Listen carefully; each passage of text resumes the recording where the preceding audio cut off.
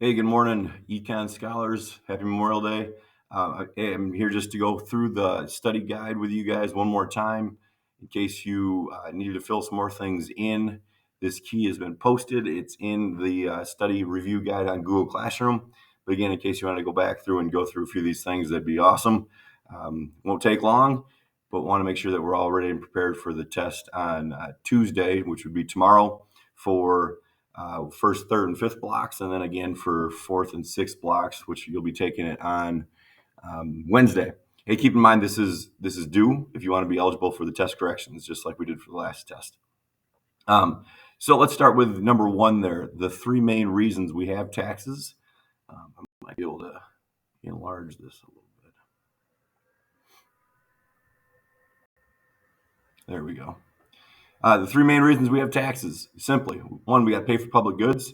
So police, schools, any infrastructure stuff like roads and railroads and stuff like that, parks, we've got to pay for those things with something. So that's where tax money comes into play. The second reason, we got to correct problems. So if there's some businesses or factories or companies that are polluting too much, we could say, hey, if you guys can lower your pollution levels to a certain emission rate, we'll give you a tax break. And maybe that's an incentive then for them to to do some of the polluting stuff lesser, I guess. And C, we wanted to help people. We've talked about Medicare being healthcare for elderly people, Medicaid, healthcare for younger people that maybe their families can't afford it for them, and then also that Social Security stuff. So helping people out maybe with disabilities or that have been orphaned or people that just are a little less economically sound. We want to be able to help them out as well, making sure that they've got what they need to at least survive in our society. So we want to help people out with tax money. Two, government revenue and spending. What are the main areas in which the federal government gets its revenue? Taxes, simply taxes. That federal income tax brings in about 50% of our country's revenue. Remember, that's the money that we bring in at the federal level, and taxes is it. Same thing at the state level and at the local levels as well, but specifically here, the federal government. B, what is the difference between discretionary and mandatory spending? Basically, discretionary spending, the DS there, discretionary spending is optional. It's stuff that lawmakers, like our Congress, remember, fiscal policy is our Congress, elected officials that are making laws and setting rules and regulations about how they're going to try to control the economy through using taxes and government spending.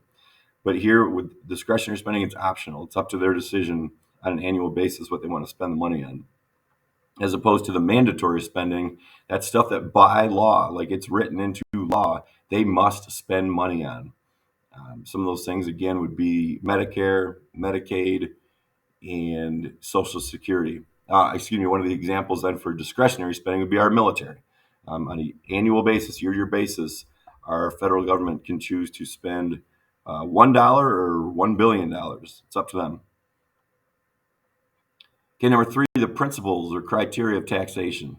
That benefit principle, that's who pays who pays benefits from what the revenue is spent on. We said the gas tax. When people go to fill up their vehicle with gas, they pay a gas tax. They're the ones that are benefiting from that because that gas tax is going toward fixing roads and making sure that roads and highways are good and safe and are usable. So people that are paying the tax are benefiting from it. We also said state park fees would be a good example of that. People that pay the state park fee are the ones that are using the state park and then benefit from it. B, the ability to pay. That's those who can best afford to pay the tax should pay the most of it. That's like our federal income tax.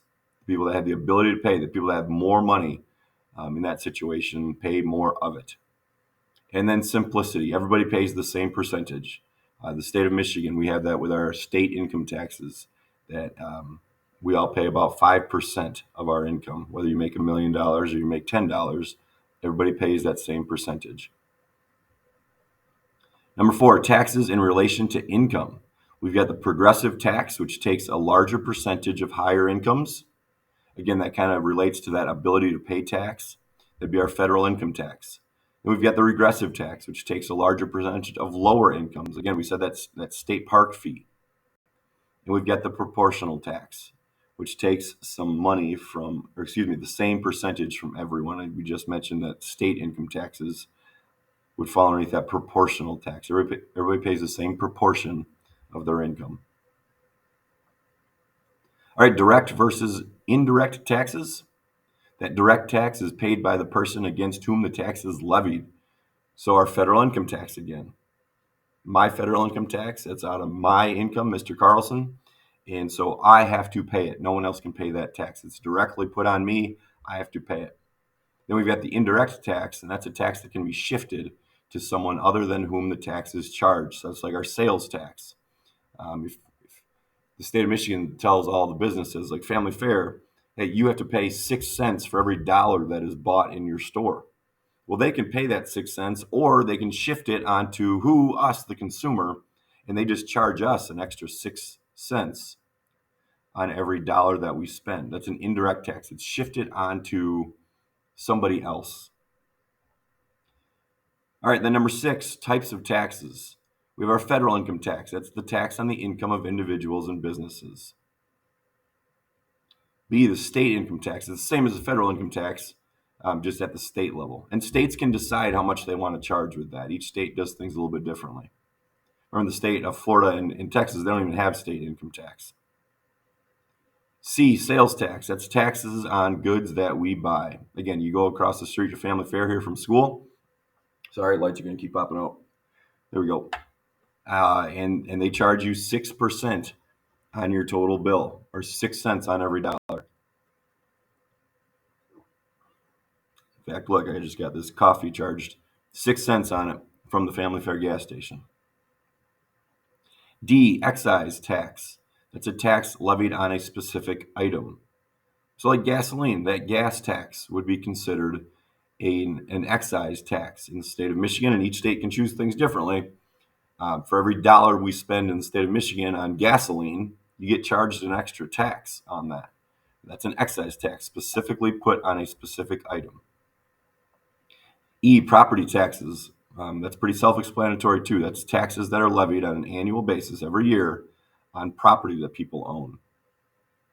And that also is different. And a lot of that's based on demand for the property.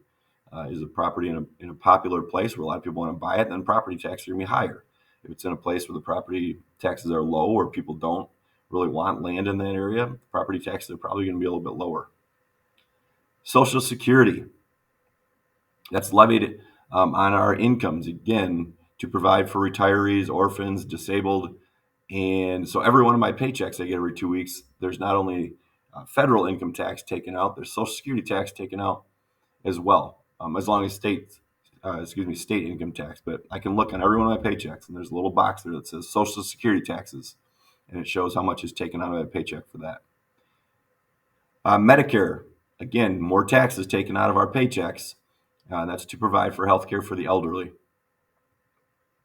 Estate and gift taxes. That's levied on the money and property passed from one person to another, either at death or as a gift.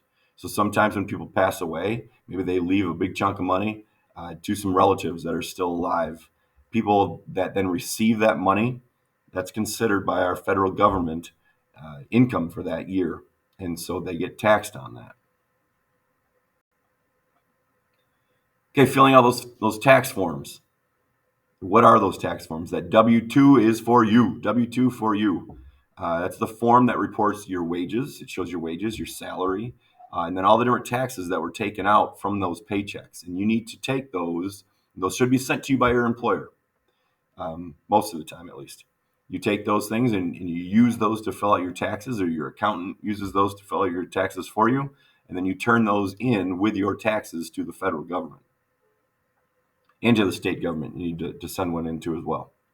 Those W-4 forms, that's forms for employers to determine how much taxes should be taken out of an employee's paycheck. So that's what businesses need to do when they need to try to figure out and show to the federal government or the state government how much money from all of their people that work for them, all their employees, how much taxes should have been taken out from them. The 1099 INT, that's that form that reports taxable interest income. Interest is the key word there. Any place that your money has made you money, any interest that you've made on investments, like in a mutual fund or even a simple savings account at a bank, you need to get a 1099, and it shows you how much you made in terms of that account, whatever it was. And because the federal government, any money that you made, the federal government considers that part of your income for the year. So you need to fill that out too and send it in with your income taxes. Okay, then a little more on fiscal policy. We talk about the two different types there, the expansionary versus restrictive. In the expansionary policy, remember, our government wants things to expand in terms of our economy. They want more people with jobs so that more people can spend money. And there's more money out there in circulation then. So we're trying to pick up the pace of the economy. That's in that situation, the federal government will lower our taxes. Taxes will decrease, and their government spending will increase. They'll start to buy things from companies so that companies are making more money. They can hire more employees, which means they're paying more people. See that trickle-down effect again? And then more people are out there able to spend money. And in a restrictive economy, the federal government is trying to slow down the economy. They're trying to restrict it, tighten it up. And they just do the opposite then. They're going to raise our taxes so that we have less money to spend out in the economy because we're paying more taxes, more of our income to the government. And then they're going to decrease government spending. So they're not going to buy as much stuff from businesses and companies. So that maybe unemployment drops a little bit or kind of stays the same. And then they'll try to keep things slowing down. So they're the opposite of each other, the expansionary and restrictive. B, if we've got a budget deficit, that's where the revenue, remember revenue means money we're bringing in, is less than our expenditures. Expenditures being money that we're paying out, buying stuff with. And when we've got a budget deficit, our expenditures are greater than our revenue. It means we're going into debt, basically. We're spending more than we have. Budget surplus is the opposite. It's where the revenue of the government is larger. They're bringing in more money than they're spending. So they're actually, in a sense, saving money in that situation. And then D, the national debt. That's the amount that the government owes. And we've said the federal government, our national debt is about $30 trillion right now. We've spent way too much money. We spent way more than what we've had in the past. And so we haven't had many budget surpluses recently. We've had a lot of budget deficits on an annual basis, at least from the federal level. And that's caused us to have such high national debt. Hopefully that helps out a little bit. Last couple explanations there. We'll have some time in class before we take the test to go over some more things. If you need some more time to study from, bring any questions that you have with you. Hey, I suggest not just looking over this once, but maybe watch it once and look over it again tonight. For those of you that have 4th and 6th block, you've got another day or so to look over some things. Make yourself a Quizlet. Make some flashcards. Play a game with somebody at home where they're quizzing you on this stuff. So you come in ready and prepared. Again, you can't do the test corrections if you don't have this done. So don't just rely on test corrections here on this test. It's not a real long test. As you can see with the format, it's 37 points, of which I think there are 29 multiple choice questions or matching questions. So 29 things you can do on a bubble sheet, and then 4 extended response questions that deal with 2 political cartoons where you just got to answer 2 questions each, short 1-2 sentence answers. Hey, hopefully you guys all are able to study up for this. Find a little time this evening to do so, or on class on Tuesday. Feel free to stop by my room, find me, email me if you have any questions moving forward. And I think you guys are all going to do a great job. Enjoy the rest of your weekend, and we will see you in class early this week.